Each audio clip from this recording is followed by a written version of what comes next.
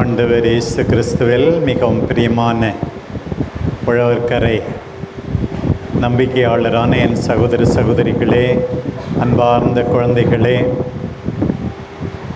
அன்பார்ந்த அருள் சகோதரிகளே, அன்பார்ந்த அருள் பணியாளர்களே, இப்போ மாம்பழ சீசன் இல்லையா? அதுவும் சேலத்துலேருந்து வந்தால் மாம்பழம் வாங்கிட்டு வந்தீங்களா என்று கேட்கிறார்கள். அந்த மாம்பழத்திலிருந்து இன்றைக்கு ஆரம்பிப்போம். ஒவ்வொரு திருவிழாவுக்கும் 2 முகம் இருக்கிறது. ஒன்று சோஷியல் ஆஸ்பெக்ட், ஒரு சமூக முகம். இன்னொரு பங்கு ரிலிஜியஸ் ஆஸ்பெக்ட், சமயம் சார்ந்த ஆன்மீகம் சார்ந்த முகம்.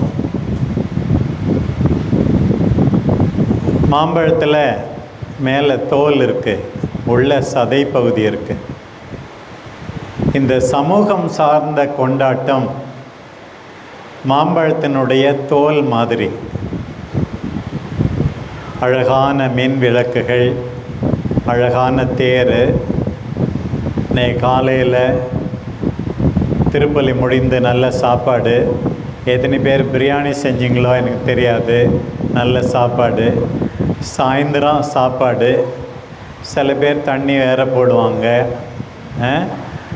ஆக ஒரு விதமான இதெல்லாம் ஆடம்பரம் ஜோடனை இல்லாமல் திருவிழாவே கிடையாது தான். தோல் இல்லாமல் மாம்பழம் இல்லை. யாராவது மாம்பழ தோல் மட்டும் எனக்கு போதும், வேறு எதுவும் வேண்டான்னு சொல்லுவாங்களா? அதுதான் இந்த ஆன்மீக பங்கு. அது என்ன? பக்தியோடு திருப்பலி கொண்டாடுவது, புனிதமிகு நற்கருணையை பெறுவது, அதற்கு முன் பாவ சங்கீர்த்தனம் ஒப்புரவு அருள் அடையாளத்தில் பங்கு பெறுவது, அன்பான நல்ல வாழ்க்கை வாழ்வது, பிறர் அன்பு, மன்னிப்பு, சமாதானம், புதுப்பிக்கப்பட்ட வாழ்வு. அதுதான் அந்த மாம்பழத்தினுடைய சதை பகுதி என்பதை நீங்கள் மறந்துவிடக்கூடாது. எத்தனையோ ஆண்டுகள் திருவிழா கொண்டாடினாலும் நம் வாழ்க்கை ஆண்டவருக்கேற்ப மாறவில்லை என்றால் இந்த திருவிழாவினால் அர்த்தமில்லை என்றாகிவிடும். இன்னைக்கு இவ்வளவு தூரம் நான் இங்கே வந்தேன் என்றால் என்னுடைய மக்கள், தாய் வீட்டு மக்கள், உழவர்கரை மக்கள் எல்லாரும் ஆண்டவருடைய வார்த்தையை கேட்க வேண்டும். புனிதமிகு திருப்பலியிலே நற்கருணை உட்கொள்ள வேண்டும். நற்கருணை வாழ்வாக மாற வேண்டும். வார்த்தையை வாழ்வால் பெற்றெடுக்க வேண்டும். அதுதான் என்னுடைய ஆசை. அதற்காகத்தான் வந்தேன், வேறு எதற்காகவும் இல்லை. பிரியமானவர்களே, நம்முடைய வாழ்க்கை மாறணும். இன்னைக்கு சேலம் பிஷப் பிரசங்கம் வச்சார். இன்னையிலேருந்து நான் நல்லா படிக்க போகிறேன் அப்படின்னு சில சிறு பிள்ளைகள் முடிவு எடுக்கணும். பேச்சுவார்த்தை இல்லாமல் இருக்கிறேன்.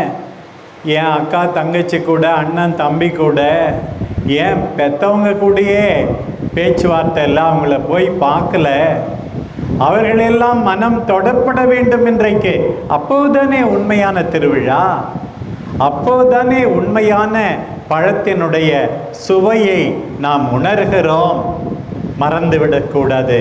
பிரியமான சகோதர சகோதரிகளே, தொடக்கத்திலேயே மாற வேண்டும்.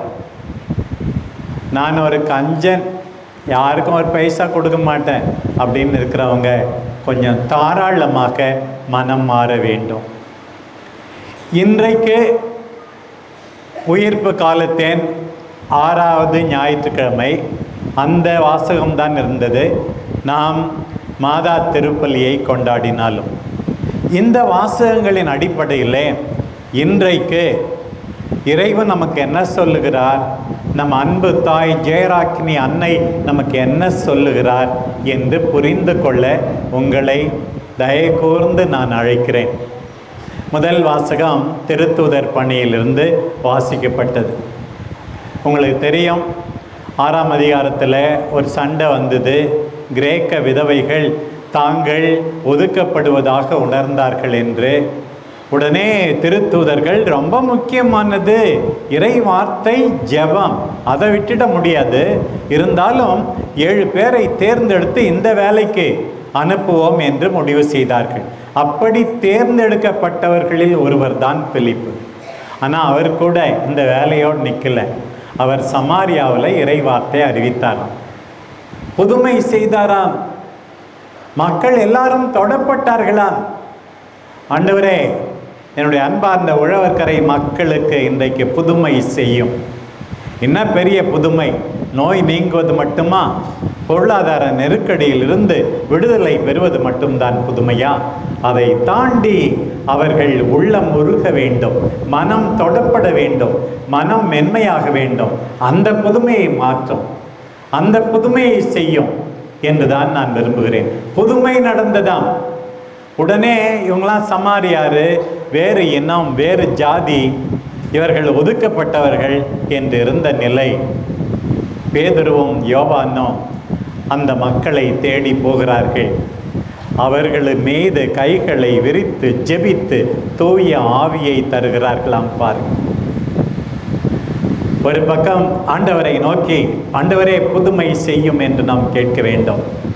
இன்னொரு பக்கம் பேதுருவை போல, யோவானை போல முதலில் நாம் தூய ஆவியை பெற்றிருக்க வேண்டும். தூய ஆவியை கொடுக்க வேண்டாம், எல்லாரையும் ஏற்றுக்கொள்ள வேண்டும். இதைத்தான் நான் முதல் செய்தியாக பார்க்கிறேன். பிரியமானவர்களே, கஷ்டமாக இருக்கும், காயப்படுத்தி இருப்பாங்க, கெட்டது செய்திருப்பாங்க, பரவாயில்ல, இன்னைக்கு முடிவு செய்யுங்க, எல்லாரையும், என்னுடைய உறவுகள் அத்தனை பேரையும் ஏற்றுக்கொள்வேன். அன்றைக்கு பேதுருவும் யோவானும் ஏற்றுக்கொண்டார்களே, அதே போல நான் ஏற்றுக்கொள்வேன் என்று சொல்ல வேண்டும். நம்முடைய ஜெயராக்கினி தாய் என்னை ஏற்றுக்கொண்டார், உங்களை ஏற்றுக்கொள்கிறார். நான் இன்னைக்கு நிற்கிறேன்னா சிறப்பான விதத்தில் நம்முடைய மாதாவினுடைய புதுமை என்று சொல்லுவேன். ஒரு விதத்தில் சின்ன பையன்லேருந்து எங்கள் ஊர்லேருந்து மாட்டு வண்டியில் நம்ம வில்லியனூர் கோயிலுக்கு வருவேன். அங்கேருந்து தான் நான் குருவாக வேண்டும் என்ற ஆசை பிறந்தது என்று சொல்வேன். அப்புறம் சில முறை வேளாங்கண்ணிக்கே போவேன். என்னுடைய மூத்த சகோதரன், இப்போது இல்லை அவர், வருடத்துக்கு 2 தடவை வேளாங்கண்ணிக்கு போவார். அவர் நடந்தே 150 கிலோமீட்டர் நடந்து, ஒரு தடவை செப்டம்பர் மாதம், ஒரு தடவை மார்ச் மாதம், 2 தடவை நடந்தே வேளாங்கண்ணிக்கு போவார். மாதா மீது இருந்த பற்று, அந்த அம்மா நம்மை கைவிட மாட்டார்கள் என்பது. கடைசியாக என்னுடைய ஆயர் அறிவிப்பு மே மாதம் 31ஆம் தேதி 2021. ஏன்னு கேட்டால், அதே நாளில் 2 வருஷத்துக்கு முன்னாடி கம்போடியா என்ற நாட்டில் என்னை தியானம் கொடுக்க கூட்டிருந்தாங்க. ஒரு ஆக்சிடெண்ட் ஆகி செத்து போயிருக்கணும். அன்றைக்கி மாதா எலிசபெத் அம்மாவை சந்தித்த திருவிழா. மாதா கிட்ட வேண்டிக்கிட்ட, மாதா என்னை காப்பாற்றினார்கள். நான் பிஷப் ஆகும்போது யாராவது என்ன வயசுன்னு கேட்டால் 2 வயசு தான். ஏன்னா 2 வருஷத்துக்கு முன்னாடி இதே நாளில் நான் செத்து போயிருக்கணும், மாதா காப்பாற்றினாங்க என்று சொல்வேன். நம்முடைய தாய், அந்த தாய் எல்லாரையும் ஏற்றுக்கொள்கிறார். உங்களை நான் ஏற்றுக்கொள்கிறேன். குருமடத்தில் 31 ஆண்டுகள் நான் ஆசிரியராக இருந்தேன். நிறைய பேர் நம்முடைய பாண்டிச்சேரி, கடலூர் உயர் மறை மாவட்டத்தில் ஒரு 250 சாமியார் இருப்பாங்கன்னா 125 பேர் என்னுடைய மாணவர்கள் என்று சொல்ல வேண்டும். அது எனக்கு பெரிய மகிழ்ச்சி. எல்லாரையும் ஏற்றுக்கொள்ள வேண்டும். பேதுருவை போல, யோவானை போல எல்லாரையும் ஏற்றுக்கொள்ள வேண்டும். பிரியமானவர்களே, மாதா அப்படித்தான். அன்றைக்கு பாருங்கள், சிதறுண்டு போக இருந்த திரு அவையோடு சேர்ந்து ஜெபித்தார்களே, அப்போதுதான் தூய ஆவியை பெற்றுக்கொண்டார்கள். இந்த அம்மா என்ன சொல்லியிருக்கணும், உங்களுக்கெல்லாம் நன்றி இருக்காடா, என் பிள்ளைய அநியாயமாக அங்கே சாவு விட்டுட்டு ஓடி வந்துட்டீங்களே, ஏண்டா அப்படி செய்யுங்க, திட்டி இருப்பாங்க. இந்த அம்மா அவர்களோடு சேர்ந்து ஜெபித்தார்கள், மன்னித்தார்கள், ஏற்றுக்கொண்டார்கள். இன்னைக்கு பாருங்கள், 2வது வாசகத்தில் இருந்தோம் நிறைய பாடம். பேதுரு எழுதிய முதல் திருமுகம் எல்லாரும் படிக்கலாம், கொஞ்ச நேரம் தான் ஆகும். அட்லீஸ்ட் என் குரல்லையாவது கேட்கலாம். எல்லாம் மொபைல் வச்சுருக்கவங்கலாம் கேட்க முடியாதுன்னு சொல்ல முடியாது. எல்லார் மொபைல்லையும் என் குரலில் பைபிள் ஃபுல்லாக இருக்குது. இன்றைக்கி நான் சொல்லுவேன் கடைசியில் எப்படி கேட்குறதுன்னு. கேட்கலாம். பல முறை நான் அதை வாசித்திருக்கிறேன், கேட்டிருக்கிறேன். நான் பைபிளை ரெக்கார்ட் பண்ண தொடங்கும்போது முதல்ல 4 நற்செய்தியை படிச்சுட்டு அடுத்தது உடனே படித்தது இன்றைக்கு வாசிக்கப்பட்ட 2வது வாசக அடங்கிய அந்த பேதுரு எழுதிய முதல் திருமுகம், ராயப்பர் எழுதிய முதல் திருமுகம். நம்ம பேரே ராயப்பர், அதனால் அந்த கடிதத்தை முதல்ல படித்து ரெக்கார்ட் பண்ணுவோம் அப்படின்னு சொல்லி நான் அதை படித்தேன். அதிலிருந்து இன்னைக்கு வாசித்தோம். முக்கியமாக துன்பப்படுகிறவர்கள் எல்லாம் அதை வாசித்து பாருங்கள். நம்பிக்கை பிறக்கும், சக்தி கிடைக்கும். 2ஆம் அதிகாரம், 3ஆம் அதிகாரம், 4ஆம் அதிகாரம், இந்த 3 அதிகாரமே துன்பத்தை பற்றி. இன்றைக்கு 3ஆம் அதிகாரத்திலிருந்து நான் வாசிக்க கேட்டோம். அப்போ ஒரு முக்கியமான வார்த்தை என்ன சொல்கிறாரு? தீமை செய்து துன்புறுவதை விட நன்மை செய்து நீ துன்புற்றால் அது மிகவும் மேலானது அப்படின்னு சொல்கிறார். மாதா திருநா கொண்டாடுறோம். மாதா யாருக்காவது கெட்டது செஞ்சாங்களா? இல்லை. இயேசு சாமி திருத்துதர் பணியிலே வாசிக்கிறோம், சென்ற இடமெல்லாம் நன்மையே செய்து கொண்டு சென்றார் என்று எழுதப்பட்டிருக்கிறது. யாருக்காவது கெட்டது செய்தாரா? செய்யலை. இருந்தாலும் அவர்கள் வாழ்வில் துன்பம். சில துன்பங்கள் நம்முடைய முட்டாள்தனத்தினால், நம்முடைய தவற்றினால். சில துன்பங்கள் எந்த தவறு நாம் செய்யாமலும் வரலாம். அப்போதெல்லாம் பேதுரு மீண்டும் மீண்டும் சொல்லுகிறார், இயேசுவை பாருங்கள். வன் சொல் எதுவும் அவர் வாயிலிருந்து வரவில்லை. அவர் பழிக்கப்பட்ட போது எதிர்த்து பழிக்கவில்லை. அவர் நல்லதே செய்தார். பாருங்கள், இன்றைக்கு முன்னுரையில் சொன்னது போல, என்ன செய்தாரை ஒருத்தல் அவர் நாண நன்னயம் செய்துவிட. பழிக்கு பழி வாங்குவான் இருக்காதீங்க அப்படின்னு சொல்கிறார். சரி, நீங்கள் ஏன் துன்புறுகிறீர்கள்? ஏன் பொறுமையாக இருக்கிறீர்கள்? தாராளமாக இருக்கிறீர்கள்? பிழைக்க தெரியாதவங்க, ஏமாளி மற்றவர்கள் சொல்லலாம். நம்ம நாம் எல்லாரும் எதிர்நோக்கின் மக்கள், நம்பிக்கையின் மக்கள். பழைய தமிழில் நம்பிக்கைன்னு சொன்னோம், அதை இப்போ எதிர்நோக்குன்னு சொல்கிறோம். எதிர்நோக்குனா என்ன? இந்த உலகத்தோடு எல்லாம் முடியலப்பா, மோட்சன்னு ஒன்று இருக்கு, கடவுளை நாம் எதிர்கொள்ள வேண்டும் அப்படின்னு சொல்லி. யாராவது உங்ககிட்ட விளக்கம் கேட்டால் விளக்கம் சொல்லுங்க. நான் உயிர்ப்பில் நம்புகிறேன், விண்ணகத்தில் நம்புகிறேன். அது சொல்லும்போது எப்படி சொல்லணுமா? இன்னைக்கு சொல்லியிருக்கு, இனிமையோடும் மரியாதையோடும் நீங்கள் சொல்ல வேண்டும். Speak gently, sweetly and with respect. அருமையான வார்த்தை. அன்பார்ந்தவர்களே, கோபப்படுறவங்க, கெட்ட வார்த்தை பேசுகிறவங்க, கூச்சல் போடுறவங்க எல்லாம் இன்னைக்கு தயவு செய்து மாறுங்க. நம்முடைய அன்பு தாய் அன்னை கன்னிமரியா ரொம்ப குறைவாக பேசினாங்க. இதோ ஆண்டவருடைய அடிமை, உமது வார்த்தையின்படி எனக்கு ஆகட்டும் என்றார்கள். என் ஆன்மா ஆண்டவரை ஏற்றி போற்றுகின்றது என்று பேசினார்கள். ஆண்டவரை புகழ்ந்தார்கள். மகனே, ரசம் தேர்ந்து விட்டது என்று பேசினார்கள்.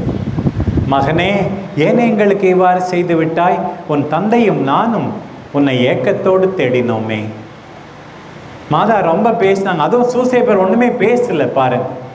இன்னைக்கு வாசித்த 2ஆம் வாசகத்தில், இன்னையிலேருந்து நான் என் வாயை அடக்குவேன் அப்படின்னு சொல்லி நிறைய பேர் இருந்தால் சண்டையே வராது. ஒன்றுமே பேசவே கூடாது. சில பேர் அவன் ஏன் பேசல, அமைதியாக இருக்கான். பேசாமல் இருக்கதே நல்லது. பேசி கெடுப்பதை விட, அப்படி பேசினாலும் எபேசியருக்கு எழுதிய திருமுகத்தில் சொல்லியிருக்கு, தீய சொல் எதுவும் உங்கள் வாய் நின்று வராதிருக்கட்டும், கேட்போருக்கு அருட்பயன் விளையுமாறு ஞான வளர்ச்சி தரக்கூடிய நல்ல வார்த்தைகளையே பேசுங்கள். மத்தேயு 12 வாசிக்கிறோம், உண்மையிலும் உண்மையாக உங்களுக்கு சொல்லுகிறேன், தீர்வை நாளில் மனிதர் பேசும் பயனற்ற சொல் ஒவ்வொன்றுக்காகவும் கணக்கு கேட்கப்படும். நான் உண்மையை தானே பேசுகிறேன், நீதி ஏன் பக்கம்தானே என்று சில பேர். என்ன பேசுகிறோம் என்பது மட்டும் முக்கியமல்ல, எவ்வாறு பேசுகிறோம், கனிவோடு, அன்போடு, மரியாதையோடு பேச வேண்டும். இதுதான் நமக்கு இன்றைக்கு மாதா கற்றுக் கொடுக்கின்ற பாடம். பிரியமானவர்களே, இதை மறந்துவிடக்கூடாது. எப்படி மௌனமாக துன்புற வேண்டும், குடும்பத்தினருக்காக துன்புற வேண்டும், தியாகம் செய்து உங்கள் அன்பை உங்கள் குடும்பத்தாருக்கு காட்ட வேண்டும், மௌனம் காக்க வேண்டும், பேசினால் அன்பாக பேச வேண்டும். இது இன்றைக்கு நாம் கற்றுக்கொள்கின்ற இன்னொரு பாடம். இறுதியாக பிரியமானவர்களே, இந்த நற்செய்தி பகுதிக்கு வருகிறோம். அடுத்த சில நாட்களில் பெந்தகோஸ்தே பெருவிழா வரை தொடர்ந்து இந்த தூய ஆவியை பற்றிய பகுதி நம்ம எல்லாருக்கும் மீண்டும் மீண்டும் வாசிக்கப்படும். இன்றைக்கு யோவான் நற்செய்தி 14ஆம் அதிகாரத்திலிருந்து முதல்ல அந்த பாராக்ளீட் என்றால் என்ன? ஆண்டவர் சொல்றார், நான் உங்களை திக்கற்றவர்களாக விட மாட்டேன். பிரியமானவர்களே, திருத்தந்தை புனித பிரான்சிஸ், திருத்தந்தை பிரான்சிஸ் அவர்கள் சொன்னார்கள் அடிக்கடி, நாம் யாருமே அனாதைகள் அல்ல. நம் எல்லாருக்கும் நம் அன்பு தாயை இதோ உன் தாய் என்று ஆண்டவர் அன்றைக்கு விட்டு செல்லிருக்கிறார். ஜெயராக்கினி அன்னை நம் எல்லாருக்கும் தாய். நாம் யாரும் அனாதைகள் அல்ல. ஆண்டவர் இன்னொரு பக்கம் இதோ என்னாலும் உங்களோடு இருக்கிறேன் என்றார். அவர் சொன்னது ஒரு பக்கம் அவருடைய வல்லமையுள்ள வார்த்தை, இன்னொரு பக்கம் புனிதமிகு நற்கருணை. வல்லமையுள்ள வார்த்தை, புனிதமிகு நற்கருணை, ஆண்டவர் இருப்பது. இன்றைக்கு நாம் கேட்டது பாருங்கள், பாராக்ளேட், தூய ஆவியானவர், அவரை கொடுக்கிறேன். நான் மரித்து உயிர்த்து விண்ணகம் சென்ற பிறகு உங்களுக்கு துணையாக இருப்பவர். பாராக்ளேட் என்றால் பக்கத்தில் இருப்பவர். பாராக்ளேட் என்ற வார்த்தைக்கு பொருள் பக்கத்தில் இருப்பவர். மாதா பக்கத்தில் இருக்காங்க. இன்னைக்கு ஆண்டவர் சொல்லுகின்ற ஒரு முக்கியமான செய்தி, மாதா பக்கத்தில் இருக்காங்க, தூய ஆவியானவர் பக்கத்தில் இருக்காங்க, நான் என் குடும்பத்தாருக்கு பக்கத்தில் இருப்பேன். சில பேர் கண்டுக்கவே மாட்டாங்க. நம்ம கஷ்டப்படும் போது அண்ணனா தம்பியா, அக்காவா தங்கச்சான், வேதனையில் வாடுகிறோம், நோயுற்று மடிகிறோம், சில பேர் கண்டுக்க மாட்டாங்க. பக்கத்தில் இருப்பவராக நாம் இருக்க வேண்டாம், அருகில் இருப்பவராக நாம் இருக்க வேண்டாம். ரெண்டாவது பாருங்க, அவர் உங்களுக்கு ஆறுதல் கொடுப்பவர். மாதா ஆறுதலின் தாய், இரக்கத்தின் தாய். தன்னுடைய பிரசன்னத்தால் கல்வாரி மலையிலே சிலுவை அடியிலே நின்று கொண்டிருந்தார்கள் மாதா. தன்னுடைய பிரசன்னத்தால் ஆறுதல் கொடுத்த மாதா.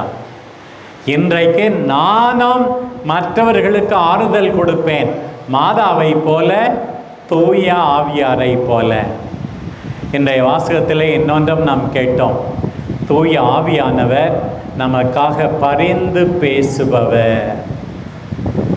நமக்காக பரிந்து பேசுபவர். எத்தனை தாய்மார்கள் தன் பிள்ளைகளுக்கு ஒரு நல்ல பள்ளிக்கூடத்திலே இடம் வேண்டும் என்று கெஞ்சி கேட்கிறார்கள்.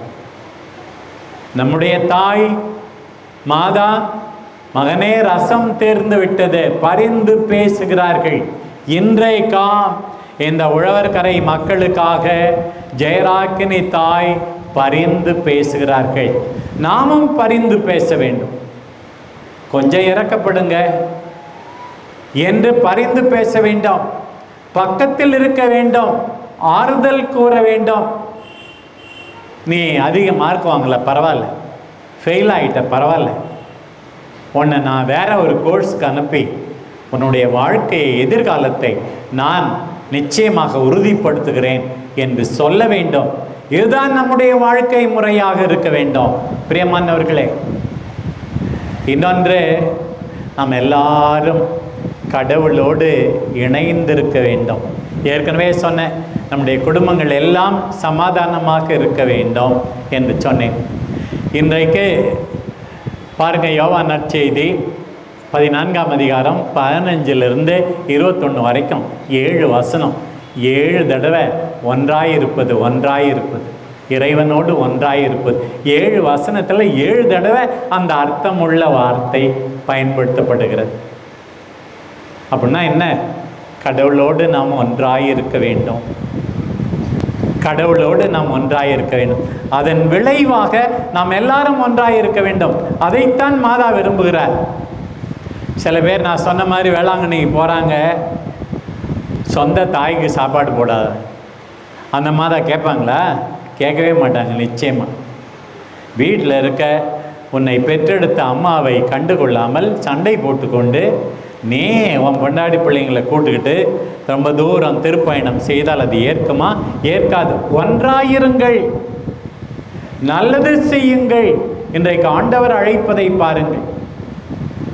இன்னும் இந்த நற்செய்தி பகுதியில் எனக்கு ரொம்ப பிடிச்சது, ஆரம்பிப்பதும் அப்படித்தான் முடிகிறது, முடிவதும் அப்படித்தான் முடிகிறது. ஒருவன் என்னை அன்பு செய்தால் என் வார்த்தைகளை கேட்பான், எனக்கு கீழ்ப்படிவான். அப்படி ஆரம்பிக்குது. பின்னாடி இன்றைய நற்செய்தி பகுதி 21ஆம் அதிகாரம் முடியும் போதும் என்னை அன்பு செய்கிறவர்கள் எனக்கு கீழ்ப்படிவார்கள். அதுவும் ஆண்டவர் நீ கட்டாயம் அன்பு செய்யன்னு சொல்லலை.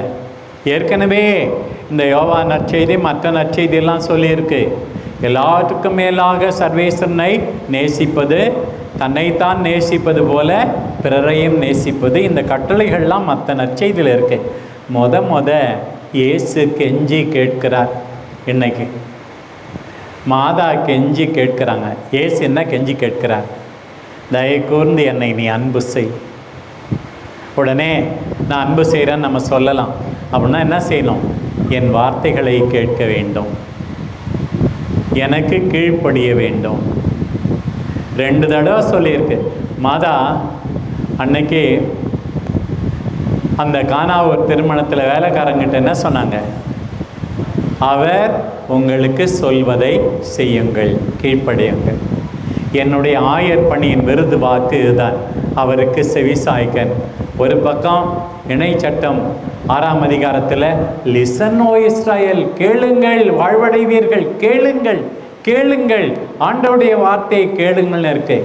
இங்கே என்னன்னா மாதா என் மகன் சொல்வதை கேளுங்கள்றாங்க.